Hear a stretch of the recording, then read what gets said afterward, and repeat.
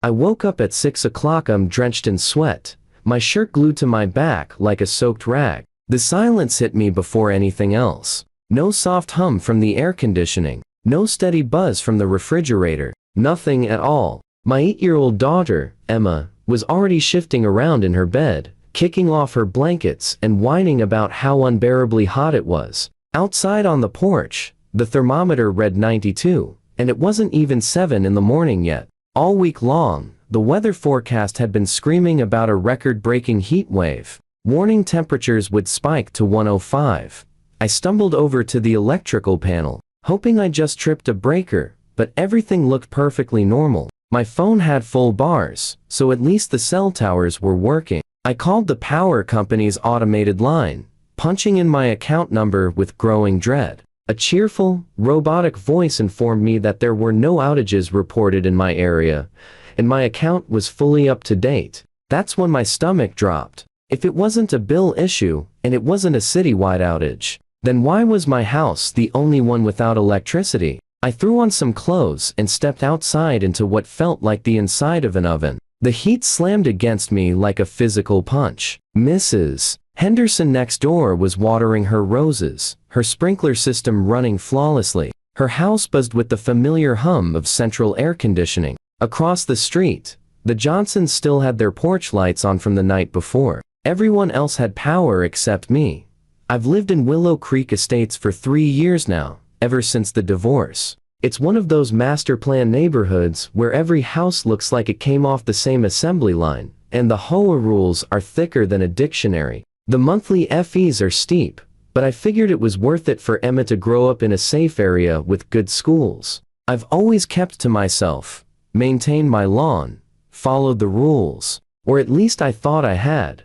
Lately, though, I'd been getting letters from the HOA about my electricity usage. Karen Mitchell, our HOA president, had taken it upon herself to lead some kind of community effort for grid stability during peak summer months. She sent out notices encouraging voluntary energy conservation, suggesting residents keep their thermostats at 78 or higher. I ignored most of it. My electric bill was my business, and I paid it on time every single month. Karen Mitchell is the exact image that pops into your head when someone says, HOA president, mid-50s, drives a spotless white SUV plastered with bumper stickers about property values, and treats the neighborhood like it's her private monarchy. She's the type who measures your grass with a ruler and sends you a violation notice if it's a quarter-inch too long. I'd had a few run-ins with her over little things, my garbage cans visible from the street and our past pickup, Emma's chalk drawings on our driveway being too colorful.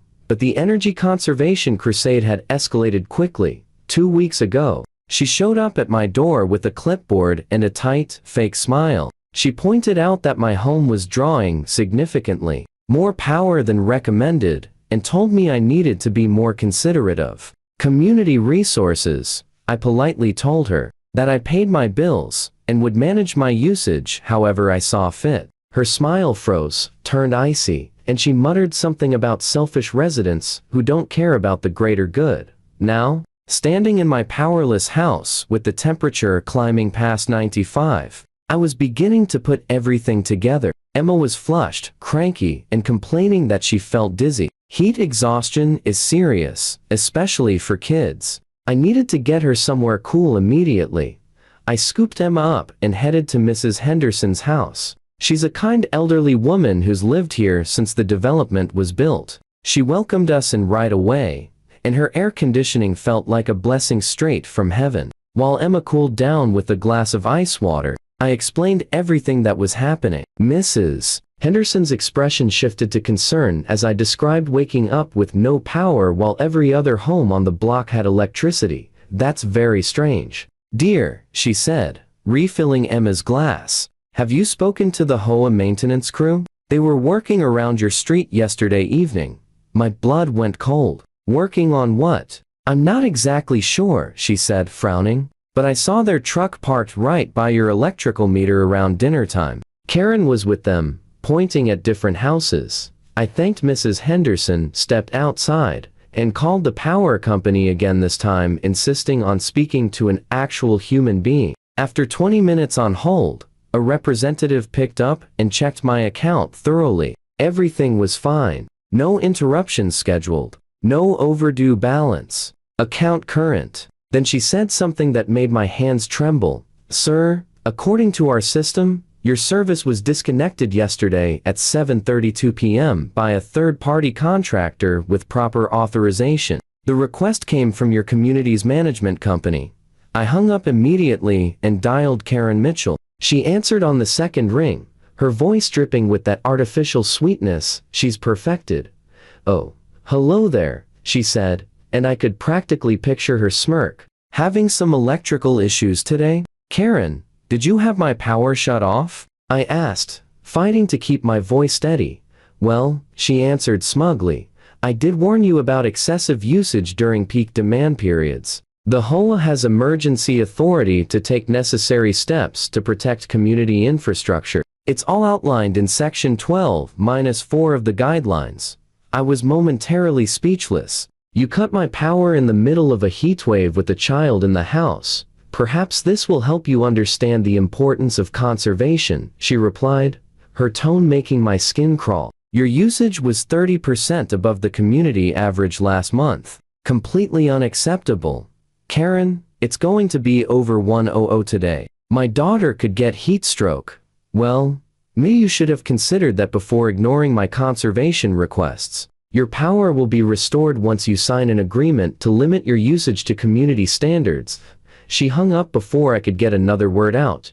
I stood there, staring at my phone, realizing Karen Mitchell had probably just committed several crimes. Cutting someone's utilities without proper notice.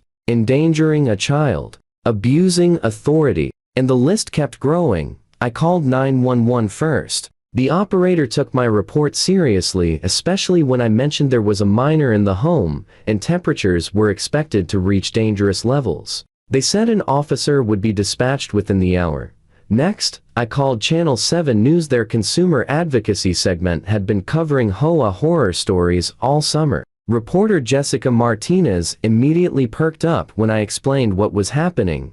Mr. Thompson, are you telling me your HOA president had your electricity disconnected without notice during a heat emergency? She asked. That's exactly what I'm telling you, I said.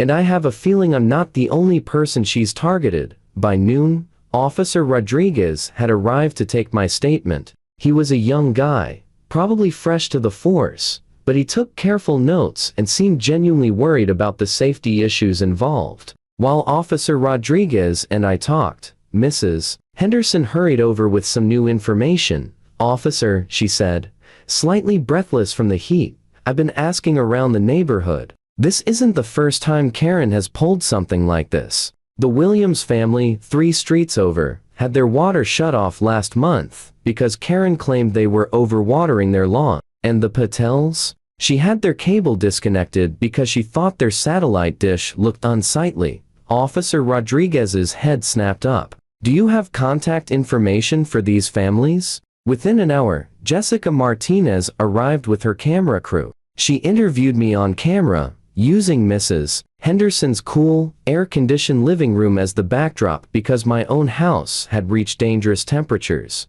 The thermometer in my kitchen read 98 and was climbing by the minute.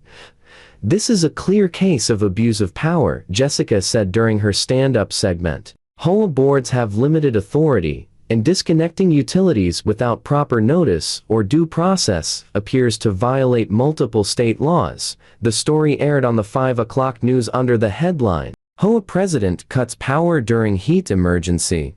Within minutes, my phone was exploding with calls from neighbors I'd never met, all sharing their own stories of Karen's overreach. The Patels confirmed that Karen had pressured the cable company into cutting their service using some made-up aesthetic violation. The Williams family said they had indeed gone 3 full days without water after Karen claimed they violated drought restrictions which, as it turned out, didn't even exist in our county. By that evening, a local attorney named David Kim had reached out to me. He specialized in HOA disputes and tenant rights, and he was extremely interested in what had happened. Mr. Thompson, he said over the phone, what happened to you appears to be criminal, not just a civil violation. Disconnecting utilities without proper notice is illegal. Doing it during a declared heat emergency with a minor present could rise to child endangerment. And if she's been targeting multiple residents, we may be looking at a pattern of harassment and abuse of authority.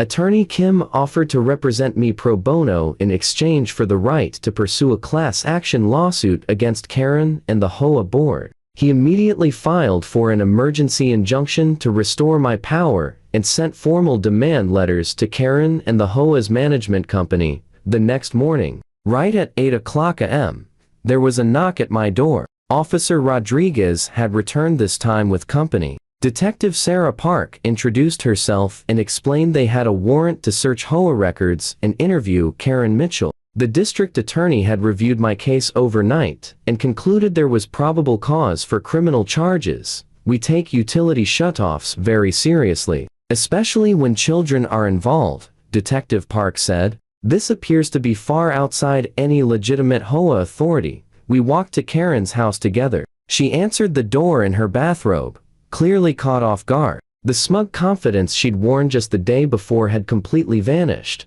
Karen Mitchell, Detective Park said, flashing her badge. We have a warrant to search HOA maintenance records and electronic communications related to utility disconnections in this community. Karen's face drained of color. I don't understand. I was acting within my authority as HOA president.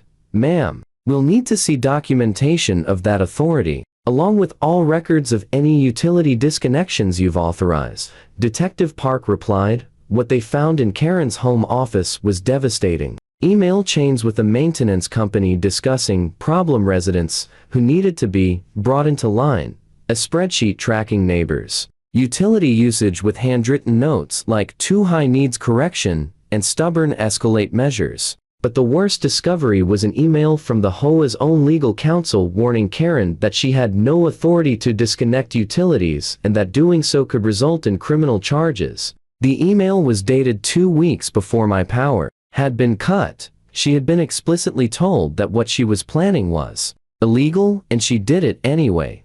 Detective Park flipped through the emails with growing disbelief. Mrs. Mitchell, did you receive this email from your attorney warning you not to disconnect utilities? Karen's attorney's mask was falling apart fast. I was protecting the community's interests. These people were being selfish and wasteful. Ma'am, you're going to need to come with us, Detective Park said. The arrest happened right there on Karen's front porch, with half the neighborhood watching from windows and open doorways. Detective Park read Karen her rights while Officer Rodriguez handcuffed her. Karen's frantic protests about HOA authority and community standards went nowhere.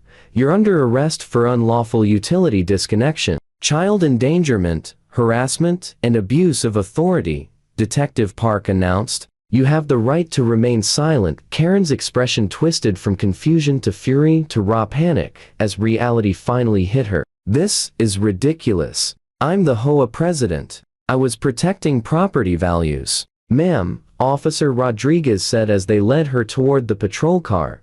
HOA presidents don't have the authority to cut people's utilities. That's illegal, no matter what title you hold. The sight of Karen Mitchell being escorted away in handcuffs sent shockwaves through Willow Creek Estates. This was the woman who had terrorized residents for years with petty violations and power trips, and now she was facing actual consequences. Neighbors trickled out of their homes, some looking relieved, others stunned. My power was restored within 2 hours of Karen's arrest. The utility company, eager to avoid any liability, sent a crew out immediately and apologized profusely. Emma and I finally got to cool down in our own home again.